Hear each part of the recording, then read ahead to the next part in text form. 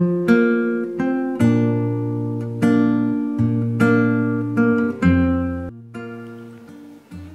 selamat pagi, salam sejahtera buat Bapak Ibu sekalian. Kita ketemu lagi dalam acara WTM Wisdom in the Morning setiap pagi subuh jam 5. Terambil dari Amsal 24 ayat 11 sampai 12, demikian firman Tuhan. Bebaskanlah mereka yang diangkut untuk dibunuh. Selamatkanlah orang-orang yang terhuyung-huyung menuju tempat pemancingan. 12. Kalau engkau berkata, sungguh kami tidak tahu hal itu, apakah dia yang menguji hati tidak tahu yang sebenarnya? Apakah dia yang menjaga kamu tidak mengetahuinya dan membalas semua menurut perbuatannya? Bapak Saudara diberkati Tuhan, ada beberapa kalimat pendek yang saya catat di sini itu. Mereka yang akan dibebaskan oleh Tuhan, perintah Tuhan kepada kita, bebaskan mereka yang akan diangkut untuk dibunuh. Lalu apa?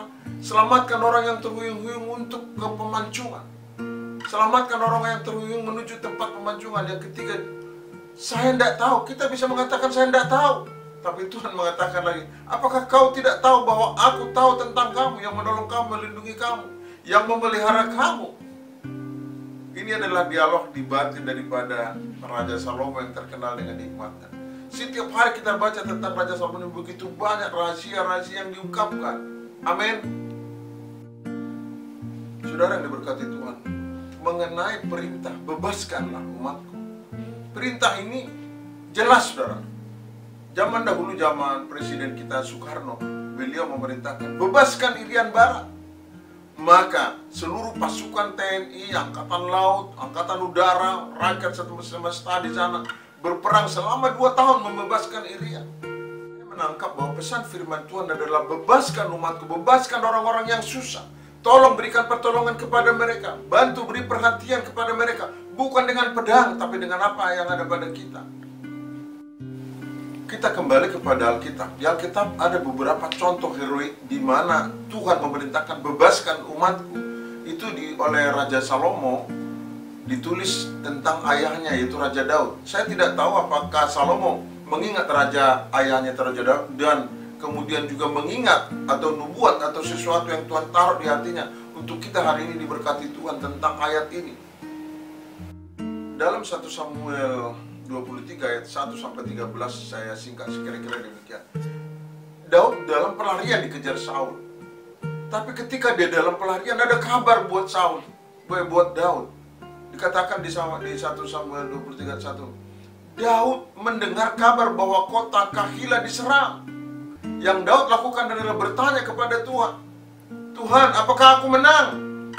Tapi pasukannya, orang-orang di sekitar mengatakan, jangan Tuhan, kita ini lagi dalam pelarian, kita tidak punya apa-apa, persediaan makanan tidak ada, dan kita sedang dikejar oleh Raja Saul.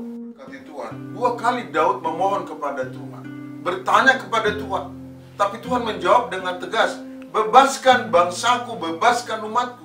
Bagaimana kejadiannya? Aneh, saudara. Di ayat 5 dikatakan, Daud mengusir ternak-ternak yang ada di padang itu, yang ada di kota itu, yang ada di ladang itu, dan ternak itu berhamburan. Dan anehnya mungkin menimbulkan debu, menimbulkan apa-apa sehingga pasukan musuh lari pontang-panting, dan Alkitab mengatakan mereka kalah.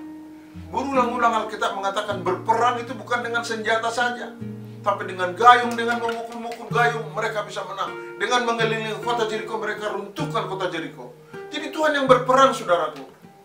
Jadi saudaraku, yang berperang adalah Tuhan, kuasa Tuhan. Ini belum selesai, saudaraku. Ketika Daud sudah menang, harusnya dia boleh beristirahat. Tapi Saul mendengar lagi kabar. Saya tak tahu bagaimana itu Saul bisa tahu bahwa Daud masuk kota Kahila. Lalu Daud mengumpulkan pasukannya, seluruh rakyat mau menyerang kota Kahila. Saul mengatakan, dia telah masuk perangkapku. Tuhan akan menyerahkan Daud kepadaku. Lalu dia mau menyerang. Tapi Daud juga berdoa, Tuhan, apakah Saul akan datang? Iya, akan datang. Apakah aku akan menang? Iya. Lalu Daud, pasukannya hanya sedikit, lalu coba menyingkir ke gunung Gif namanya. Lalu Saul mendengarkan perkataan bahwa kabar bahwa Daud telah menyingkir.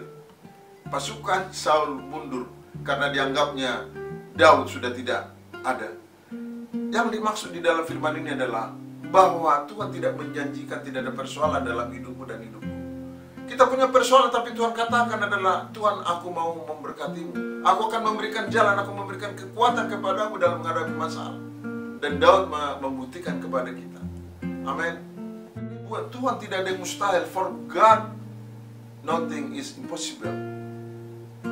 Lihat, di sekeliling kita berikan pertolongan, mungkin anak-anak kita. Jangan menghindar dari persoalan, kata Tuhan. Mereka butuh pulsa, mereka butuh perhatian kita, mereka butuh kasih sayang kita di tengah-tengah pandemi ini. Ada ketakutan di berbagai tempat. Periksa, update status mereka, kasih jempol, kasih like. Jangan kita sibuk update status, tapi anak kita tidak tahu apa yang dikerjakan. Saya melihat bahwa banyak orang, saya bisa lihat dari statusnya, galau, senang, lagi happy, lagi susah, lagi bagaimana. Dari situ saya bisa berdoa. Itu adalah bentuk perhatian kita, bukan berperang dengan bawa senjata seperti itu. Ini adalah peperangan mengalahkan kebodohan hari-hari ini. Anak-anak kita main game, kita rangkul mereka, kita ajari mereka, kita bantu mereka. Ini adalah pesan yang Tuhan taruh di hati saya tentang bagaimana membebaskan mereka dari kemiskinan, dari kebodohan, dari keterbelakangan, dari pertengkaran, dari sakit hati. Amin. Amsal 24 dan 11-12 mengatakan, bebaskan bangsaku yang terhuyung-huyung menuju ke pemanjungan. Mari lihat di sekitar kita, di dunia, di medsos, di berita-berita yang ada. Terjadi peperangan di Suriah, di Irak, bahkan di Sulawesi, beberapa kota lain ada pemenggalan. Menjadikan saudara, ini bukan perang agama, ini bukan perang antar agama, bukan saudaraku. Ini adalah sebuah penyimpangan yang dia terima dan dia lakukan dengan salah. Peristiwa Sulawesi, 4 peti mayat ditaruh dalam satu liang. Sebelum ditaruh di dalam liang yang akan dia kubur, anak-anak istrinya menangis meraung. Mereka meratapi, apa. Semua menangis, saudara. Mereka tidak tahu, tidak ada tanda-tanda. Mereka tiba-tiba diserang dan dipenggal, dibakar. Mengerikan. Pada acara pemakaman, semua hadir di sana dari berbagai agama. Ada yang pakai kerudung, pakai kaos, pakai peci. Semua menangis melihat kejadian itu. Tidak ada yang bersuka cita di sana. Mengapa mereka harus korban? Tapi kata Tuhan, orang yang menderita, orang yang mengalami aniaya karena aku, darahnya, tetesan setiap darahnya akan melahirkan ribuan jiwa.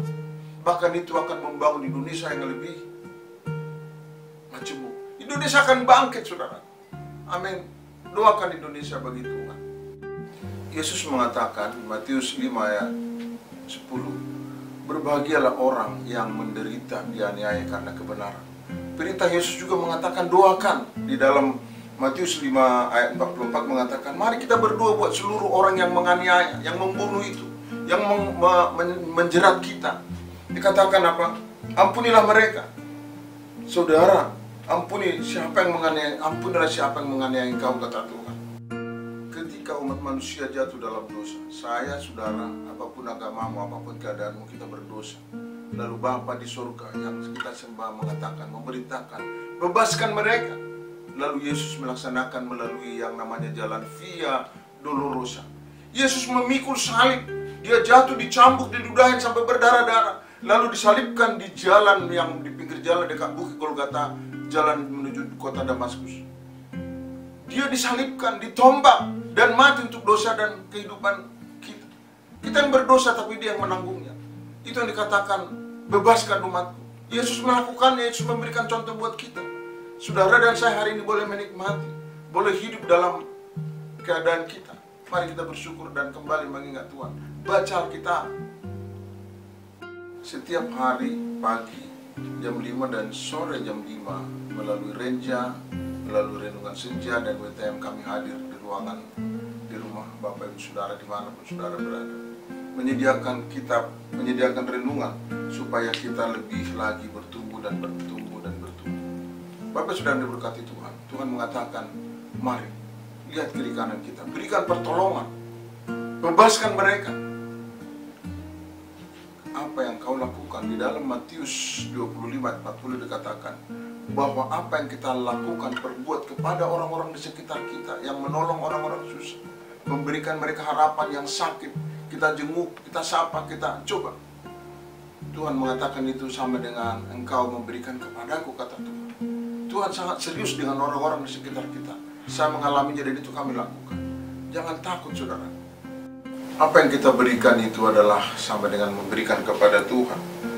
Dan Tuhan mengatakan, aku akan memberikan engkau kekuatan, memberikan engkau kelimpahan.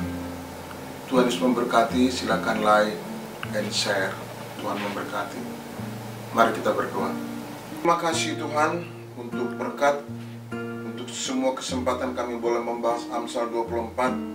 Dan Tuhan, terima kasih juga karena Engkau menuntun hamba-Mu. Terima kasih juga karena Engkau mendengarkan doa-doa daripada orang-orang yang sedang sakit, memberikan mereka kelegaan. Tuhan memberkati mereka dimanapun mereka berada. Dan kami mau lebih lagi Tuhan, mau belajar meneliti tentang kebenaran firman. Terpuji-pujilah Engkau Tuhan. Segala kemuliaan hormat hanya bagi-Mu melalui Amsal, melalui WTM, melalui rencana untuk hormat kepujian bagi nama. Di dalam nama Tuhan Yesus Kristus kami mengucapkan syukur, haleluya. Amin. Selamat pagi, Tuhan memberkati.